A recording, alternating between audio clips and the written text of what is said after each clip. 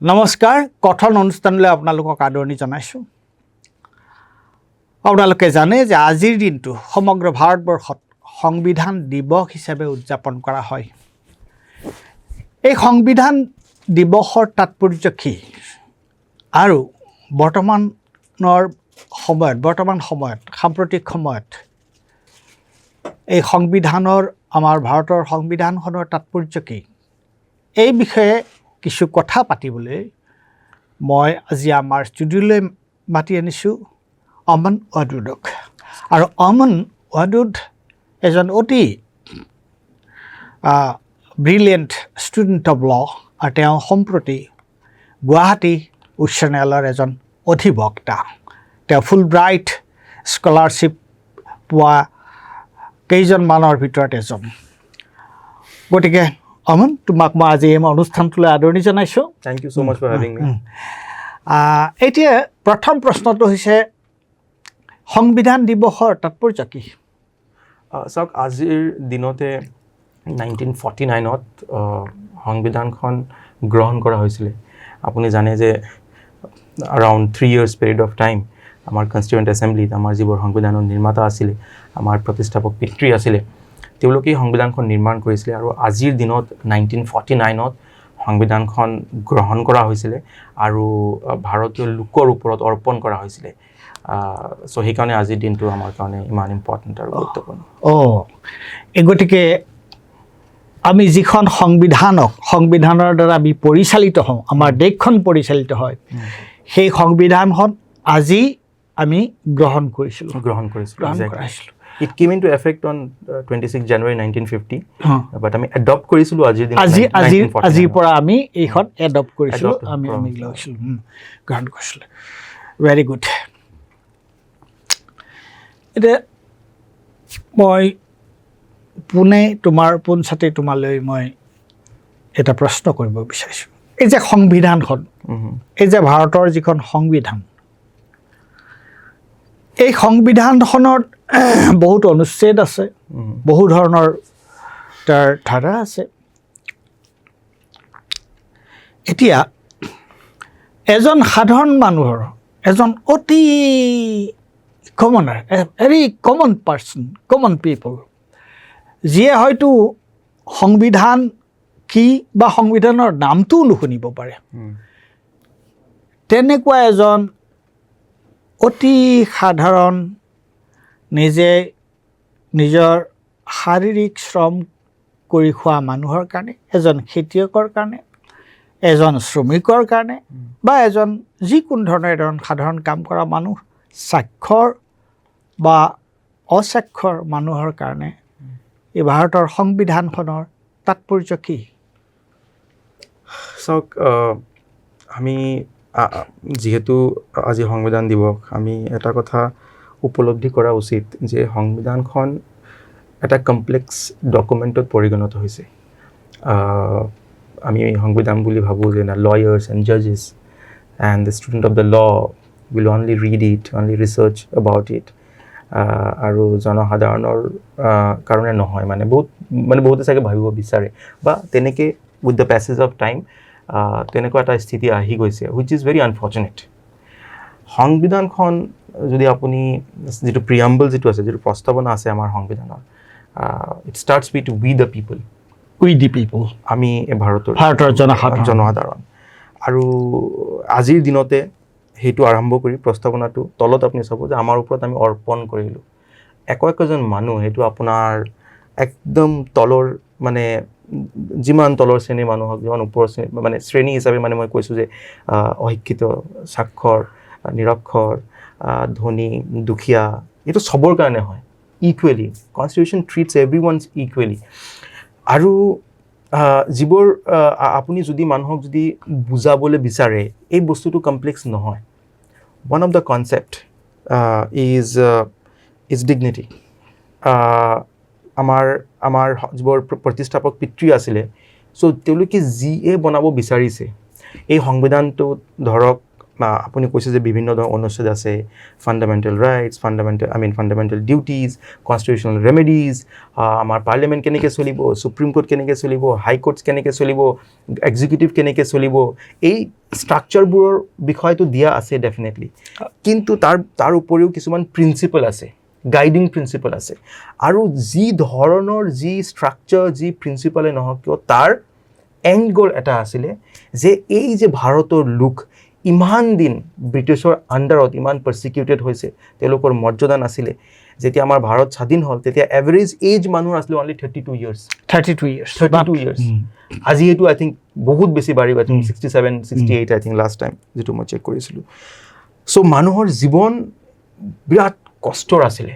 চ' আমাৰ সংবিধানৰ নিৰ্মাতা যিবোৰ প্ৰতিষ্ঠাপক পিতৃ আছিলে তেওঁলোকে ভাবিছিলে যে আমি যিয়ে নকৰোঁ, যি আইন নানো, যি ষ্ট্ৰাকচাৰ নবনাওঁ, তাৰ এণ্ড গ'ল হৈছে যে মানুহৰ জীৱনটো অলপ ভাল বনাওঁ, তেওঁলোকে মৰ্যাদাৰে জীয়াই থাকিব।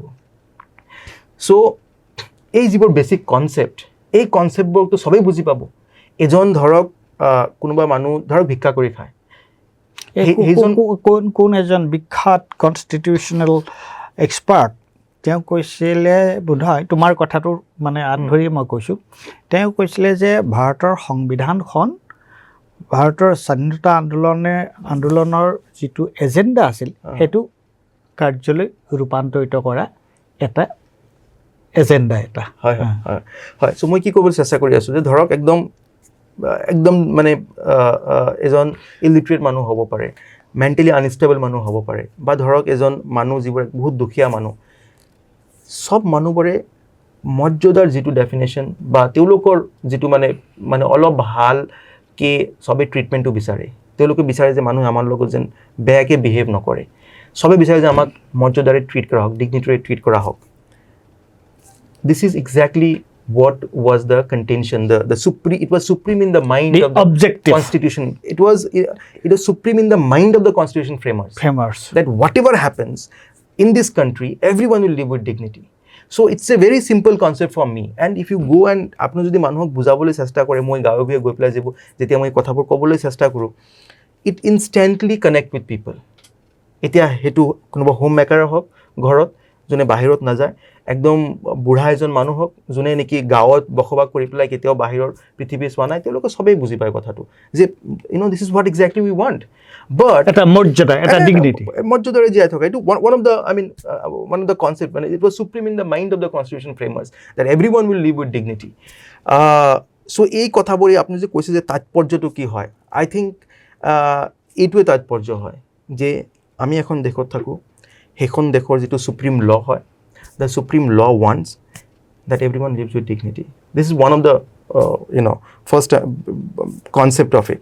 তাৰপিছত যদি আপুনি যায় সংবিধানৰ যিটো প্ৰস্তাৱনাত যিবোৰ গাইডিং প্ৰিন্সিপল, যিটো ফিলচফি, কনষ্টিটিউচনেল ফিলচফি যিবোৰ এনশ্ৰাইন কৰা আছে, জাষ্টিছ, লিবাৰ্টি, ইকুৱেলিটি, ফ্ৰেটাৰ্নিটি। জাষ্টিছ মানে এইটোৱে নহয় যে যিটো আমি কি ভাবোঁ যে মোৰ জাষ্টিছ লাগে মানে মই কোৰ্টত গৈ পেলাই মই কিবা এটা কেছ জিকিলোঁ, মই কনষ্টিটিউচনেল যিটো জাষ্টিছ হয় তাৰ definition is not that narrow. Justice মানে ছ'চিয়েল জাষ্টিছ, সামাজিক ন্যায়। আপুনি যদি সামাজিক ন্যায়ৰ কথা ক'ব, তাৰ মানে everyone is equal. There is no' difference between you and me or me and other person. Social justice মানে সমাজৰ চব মানুহ, সকলো অংশৰ জনসাধাৰণ, creed, everyone is equal before the law. Political justice, economic justice, অৰ্থনৈতিক justice, যে একদম আটাইতকৈ দুখীয়া মানুহ আৰু ধনী মানুহ, the law will treat that person equally. So these are the concepts, these are the philosophy of the constitutions. I would like to add another very important concept, the philosophy of the constitution, যাৰ বিষয়ে আমি আলোচনা কৰা নহয় বেছিভাগ। সেইটো হৈছে ভাতৃত্ববোধৰ, যিটো আমি ফ্ৰেটাৰ্নিটি বুলি কওঁ। সংবিধানৰ যিটো প্ৰস্তাৱনাত যিটো লাইন লিখা আছে, যে ফ্ৰেটাৰ্নিটি assuring dignity of the individual, right, and unity and integrity of the nation. So আজি আপুনি চাওক আমাৰ মাইনৰিটি কমিউনিটিজৰ যিমান মানুহ আছে বা ডাউন ট্ৰেডন, দলিত, আদিবাসী, তেওঁলোকে ক'ব বিচাৰে বা ভেৰি ৰাইটলি কয় যে আমাৰ ডিগনিটিটো সদায় এটেক কৰা হৈছে, আৰু এইটো ডিৰেক্টলি আৰু ইনডাইৰেক্টলি কৰা হৈছে। কেনেকৈ? যে আপুনি আগত ভাতৃত্ববোধক এটেক কৰিছে। The moment you attack fraternity, the moment you attack ভাতৃত্ববোধ, that will not assure dignity of individual. it is very important to understand the line how it is written in the preamble, fraternity assuring the dignity of individual. Fraternity assuring the dignity of individual. ভাতৃত্ববোধ ব্যক্তিৰ মৰ্যাদা অক্ষুণ্ণ ৰাখিব। So এই যে আজি আমাৰ যি পলিটিক্স হৈ আছে, I'll come to that. Okay. গতিকে তুমি কৈছা যে সংবিধানখন বহুতেই এটা খুব টেকনিকেল কাৰিকৰী বস্তু বুলি ভাবে, এটা মানে ডকুমেণ্ট বা এখন নথি বুলি ভাবে, আৰু কিন্তু এখন কেৱল উকিলৰ অধিবক্তাৰ কাৰণে নহয়, বস্তু নহয়, ইয়াৰ লগত সাধাৰণ মানুহৰ সম্পৰ্ক আছে। আৰু সংবিধান প্ৰণেতাসকলে তেওঁলোকে ভাৰতবৰ্ষৰ যিটো ইমান বছৰীয়া ব্ৰিটিছ শাসন তাৰ পৰা মুক্তি পায়, মানুহে যাতে মৰ্যাদা সহকাৰে তেওঁলোকে যাতে বাস কৰিব পাৰে, আৰু তাৰ মাজত তেওঁলোকৰ জীৱনটো যেন অলপ ভাল হয়, আৰু তেওঁলোকৰ যেনে জীৱনটো ভাল হয়। আৰু সেই কথাটো মই কৈছিলোঁ যে আচলতে তাত যিমানবোৰ তাত কথা কোৱা হৈছে, বিশেষকৈ তুমি যিটো মানে প্ৰিএম্বুলৰ যিটো দৰ্শন, তাৰ যিটো ভিজন, সেইটোত তাত এই কথাবোৰ আছে। এতিয়া প্ৰশ্ন হ'ল যে মই যদি কওঁ যে সংবিধানৰ যিটো আত্মা, এই সংবিধানৰ আত্মাটো ক'ত আছে? Where lies the soul of the constitution? The soul of the constitution is the preamble. Is the preamble. আমি যিমানখিনি কথা ক'লো, it is the guiding force. It is guiding force. It is the guiding force. যিমানখিনি কথা আমাৰ প্ৰস্তাৱনাত লিখা আছে, that is the soul of the constitution. Soul of the constitution. That is the conscience of the constitution. It's the guiding light of the constitution. Guiding light of the constitution. এতিয়া দুটা কথা মই, প্ৰথম কথা যে ডিউৰিং দি ইমাৰ্জেঞ্চি, জৰুৰীকালীন অৱস্থাৰ সময়ত ইন্দিৰা গান্ধীয়ে যেতিয়া 1975 চনত জৰুৰীকালীন অৱস্থা তেওঁ ঘোষণা কৰিছিল, আৰু তাৰপিছত তেওঁ সেই সময়ছোৱাত 42 নম্বৰ সংশোধনীৰ দ্বাৰা তেওঁ সংবিধানত বহু ধৰণৰ সংশোধনী তেওঁ আনিছিলে। সেই সন্দৰ্ভত তোমাৰ ক'বলৈ কি আছে? চাওক, সেকুলাৰ ৱৰ্ডটো এড কৰা হৈছিলে প্ৰিএম্বলত, and socialist, secular and socialist word 42nd amendment add kora hoisile, aru bahutkhini provision ifalar pa hifal kora hoisile. Any person who loved the constitution will say that those things are not right and it was a dark period. Hetu jimankhini apunar bahut manuhe ei kotha bor koi goise, jiban manuhe সংবিধানক respect করে, সংবিধানক উপর বিশ্বাস রাখে, but এই যে secular and socialist যিবোৰ word এবোৰ কিন্তু এতিয়াও আছে। সাবসিকুৱেণ্ট গভৰ্ণমেণ্টে বাকীবোৰ আকৌ এমেণ্ড কৰি পেলাই ঠিক কৰিছিলে, আগত যেনেকুৱা আছিলে তেনেকৈ কৰিছিলে, কিন্তু এই দুটা ওয়াৰ্ড তেওঁলোকে সংবিধানত প্ৰিএম্বলত থাকিব দিছে। আৰু সাবসিকুৱেণ্ট যিবোৰ আমাৰ লেণ্ডমাৰ্ক জাজমেণ্ট আছে, আপোনাৰ এছা বোম্মাইত কৈছে যে secularism, Minerva Mail, Keshwananda Bharti, all the judgment have stated that secularism is one of the basic structure of the constitution, and it was inherent. It was এনেকুৱা আপুনি এটা কথা ভাবিব লাগিব যে আমাৰ যিবোৰ প্ৰতিষ্ঠাপক পিতৃ আছে, ফাউণ্ডিং ফাদাৰ্স অফ দ্য কনষ্টিটিউশ্যন আছিলে, it was very apparent that it is a secular country, right? এইবোৰ অলৰেডি আছিলে। আপুনি যদি ৰিলিজিয়াছ ফ্ৰীডমৰ কথা কয়, আপুনি লিবাৰ্টি অফ থট এক্সপ্ৰেছনৰ কথা কয়, what is this? I mean, this is secularism, right? So secularism was inherent in the constitution and there is absolutely no doubt about it. Okay. So etu bahut apunar Supreme Court judgment কৈছে যে I mean etu secularism too was inherent in the constitution and আমাৰ যিবোৰ founding ফাদাৰ্স আছিলে, যিবোৰ মানুহে আমাৰ সংবিধানখন নিৰ্মাণ কৰিছিলে, বাবা চাহেব আম্বেদকাৰ, মৌলানা আজাদ, আমাৰ যিবোৰ চেয়াৰমেন আছিলে বাবু ৰাজেন্দ্ৰজী, আৰু যিমান আমাৰ KM মুন্সী, যিমানবোৰ আছিলে মানুহ এই কমিটি, তাৰ যিবোৰ মানে আমাৰ গাইডিং ফ'ৰ্চ আছিলে সংবিধানৰ, তেওঁলোকে I mean they have lived their entire life in a way which is acceptable to everyone. That is called secularism. সব ধৰ্মক তেওঁলোকে সন্মান জনাইছিলে, সব ধৰ্মক তেওঁলোকে নিজৰ নিজৰ ধৰ্মক প্ৰেক্টিছ কৰিবলৈ তেওঁলোকে প্ৰমোট কৰিছিলে. So I mean it would be foolish to expect that to say that secularism নাছিলে সংবিধান. But it was inherent. It was inherent in the constitution. Just it was actually now I come to another question. হেতু আমাৰ সাধাৰণ মানুহৰ মনত এই প্ৰশ্নটো থাকে যে আৰু ফালিয়াছ নাৰিমান তেওঁৰ বহুত কেইখন কিতাপত তেওঁ এই কথাটো আলোচনা কৰিছে যে সংবিধানৰ যিটো মৌলিক কাঠামো বেছিক ষ্ট্ৰাকচাৰ যিটো প্ৰিন্সিপল তে বেছিক ষ্ট্ৰাকচাৰ প্ৰিন্সিপল অসমীয়াত মই অনুবাদ কৰিলে তাক মৌলিক কাঠামো বুলি কৈছোঁ এইখন সন্দৰ্ভত তুমি কি ক'বা যে তাৰ এছেন্সটো কি বেছিক ষ্ট্ৰাকচাৰ প্ৰিন্সিপলটোৰ এছেন্সটো কি নাই চাওক যেনেকুৱা আপোনাৰ ডেম'ক্ৰেচি secularism এইবোৰ is a part of the basic structure of the constitution. এতিয়া আপুনি যেতিয়া মানে মই বস্তুবোৰ যিবোৰ আজি ডেটত ৰেলেভেণ্ট মই তেনেকৈ বুজাবলৈ চেষ্টা কৰি আছোঁ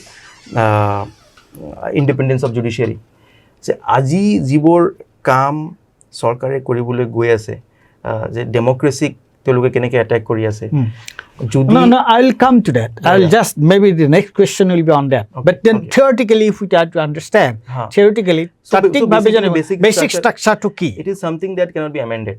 Apuni that subo noare, I mean. Hetu hoda okhon noy thakibo. Right? Had to parliament No one can touch that. Okay. No one can touch that. Independence of judiciary, democracy, secularism. Jigita fundamental principles. Fundamental, ekdom ebur apnar ekdom foundation hoy. These are the basic. Ebur tax holoni korile tar constitution. Ebur holoni koribo nwaribo apni. Aru eitu Supreme Court or kuntu right ei kothato Kesavananda Bharati judgment. Kesavananda Bharati subsequent lot of judgment. There is a plethora of judgment which have spoken about the basic structure of the constitution.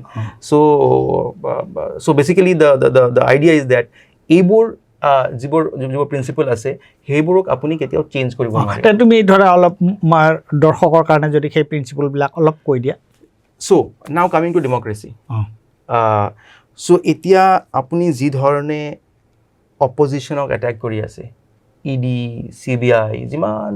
No.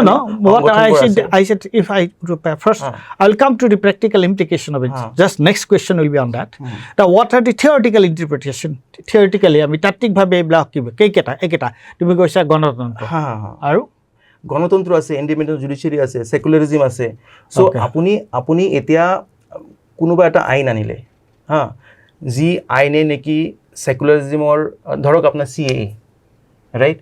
So CAA is one of the first Citizenship Amendment Act is one of the first legislation in the history of India jitu niki dharmor upor and that goes against the basic structure basic structure of the constitution. Yeah, it goes against the basic structure of the constitution. It is secularism. That law is not secular. Yes. Now I am coming. Moi hei kotha to laise se etia je ami koi asu je bharator সংবিধান এটা ভাবুকিৰ সন্মুখীন হৈছে ভাৰতৰ সংবিধানখন ভাবুকিৰ সন্মুখীন হৈছে ভাৰতৰ সংবিধানখন প্ৰত্যাহ্বানৰ সন্মুখীন হৈছে এতিয়া ভাৰতৰ সংবিধানখন ভাবুকিৰ সন্মুখীন হোৱা আৰু প্ৰত্যাহ্বানৰ সন্মুখীন হোৱা আৰু তাৰ লগত ভাৰতীয় সমাজখন প্ৰত্যাহ্বানৰ সন্মুখীন হোৱা বা ভাবুকিৰ সন্মুখীন হোৱা যি ভাৰতীয় সমাজ বুলি ক'লে আমাৰ মনত যিটো ধাৰণা বা আমি যিটো বুজো গতিকে এই যে সংবিধানৰ প্ৰতি ভাবুকি আহিছে সংবিধানৰ প্ৰতি প্ৰত্যাহ্বান আহিছে এই কথাটো যেটো তুমি ক'ব বিচাৰি আছিলা মই এতিয়া তোমাক এই কথাটোৰ বিষয়ে তোমাৰ পৰা সবিস্তাৰে জানিব বিচাৰিছো যে এই মুহূৰ্তত আমি কিয় কৈছো যে আমাৰ সংবিধানখন এক ভাবুকিৰ সন্মুখীন হৈছে it is actually facing a threat challenges কি এতিয়া কোনোবা আহিবলে আৰ্গিউ কৰিব পাৰে যে কনস্টিটিউশন তেনেকুৱা এমেন্ডমেন্ট হোৱা নাই য'ত নেকি ডেমক্ৰেচিৰ মিনিং চেঞ্জ কৰি দিছে য'ত নেকি সেকুলাৰিজমৰ মিনিং চেঞ্জ কৰি দিছে য'ত নেকি যিবোৰ আমাৰ গাইডিং ফ'ৰ্চ আছে যিবোৰ প্ৰিএম্বলত যিবোৰ প্ৰিন্সিপল আছে সেইবোৰক চেঞ্জ কৰি দিছে সি মই আপোনাক এটা এক্সাম্পল দিব বিচাৰিম যিদিনাখন এই আজিৰ দিনতে যেতিয়া আমাৰ সংবিধানখন গ্ৰহণ কৰা হৈছিল 26 নৱেম্বৰ 1949 তাত দুজন মানুহে বক্তব্য ৰাখিছিলে মানে among lot of people so very importantly two people one of them was Baba Saheb Ambedkar বাবা চাহেব আম্বেদকাৰে কৈছে যে এটা যদি ভাল সংবিধান থাকে আৰু তাত কাৰ্যকাৰী মানুহ যিবোৰ মানে মানুহে ইমপ্লিমেণ্ট কৰিব সেইবোৰ যদি ভাল নহয় তেনেহ'লে ভাল সংবিধান নচলিব আৰু এটা যদি বেয়া সংবিধান থাকে কিন্তু যদি ইমপ্লিমেণ্ট কৰা মানুহ ভাল থাকিব ইট উইল ৰান স্মুথলি আমাৰ বাবু ৰাজেন্দ্ৰ প্ৰসাদ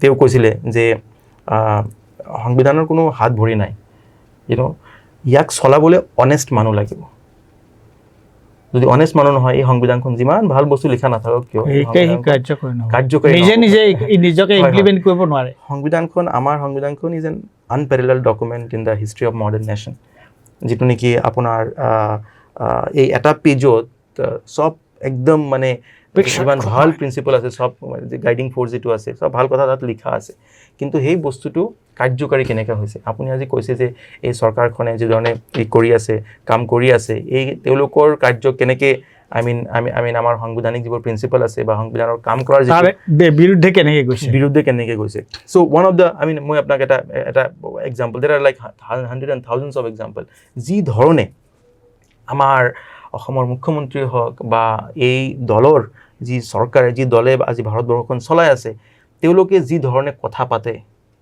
সেই কথা যি ধৰণে মানে বিভাজনকাৰী যিবোৰ কথা হয় that strikes the heart of the constitution which is fraternity this is the fraternity and dignity of individual এতিয়া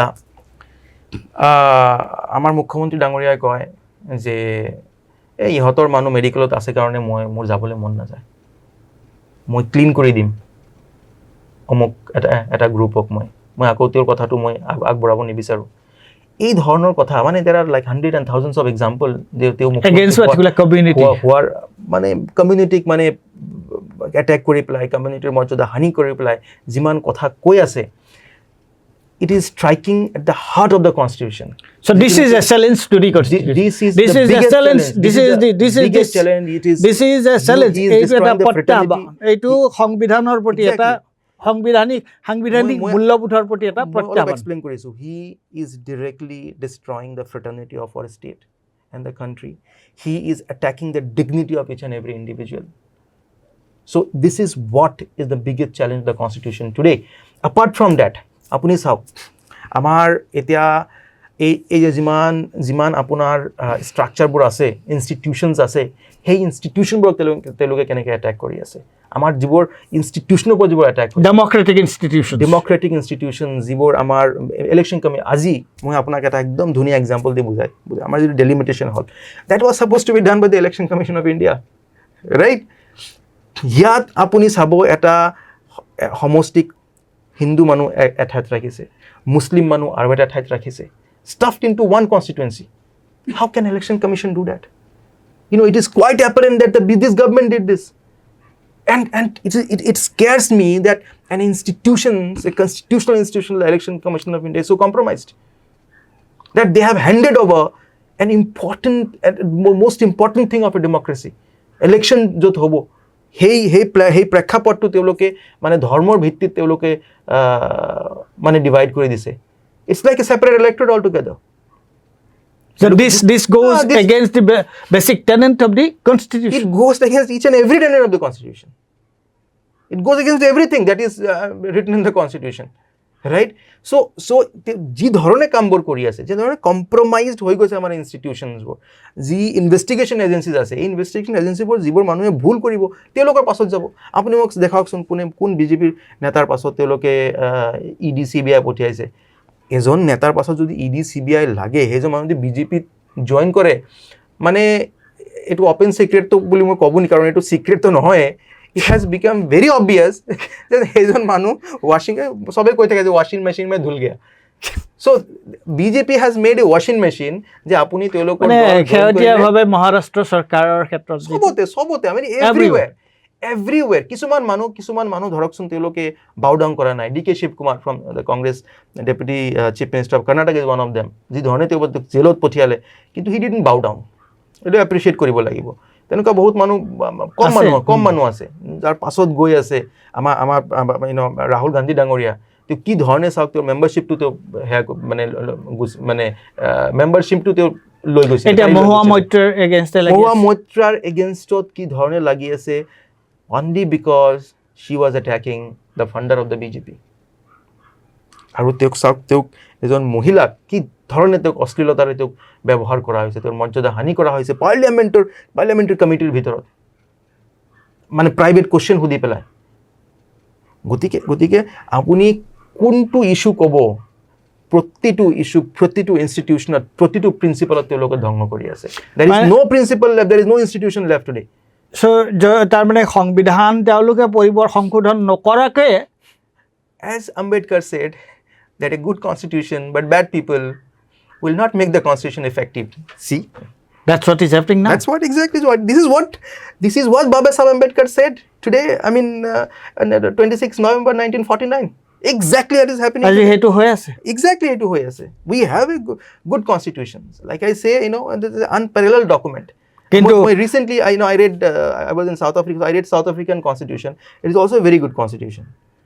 It is also a very good constitution, but I believe that our constitution, mane iman elaborate hoy, it's definitely one of the, I mean, the best constitution. Aru bortoman samoyor jitu প্ৰতিফলন তাৰ jitu aspiration heitu tat প্ৰতিফলিত। এতিয়া প্ৰশ্নটো হৈছে যে তুমি যিখিনি কথা ক'লা যে আমাৰ সংবিধান এতিয়া কেনেকুৱা ধৰণে, মানে সংবিধান সংশোধন নকৰাকৈ সাংবিধানিক মূল্যবোধক কেনেকৈ অৱমাননা কৰা হৈছে, আৰু সাংবিধানিক যিটো মূল্যবোধ আৰু গণতন্ত্ৰ কেনেকৈ ভাবুকিৰ সন্মুখীন হৈছে, এইটো তুমি সবিস্তাৰে ব্যাখ্যা কৰিলা। কিন্তু where do we go from here? আমৰা কি কৰিম, মানুহে কি কৰিব, সাধাৰণ মানুহে কি কৰিব?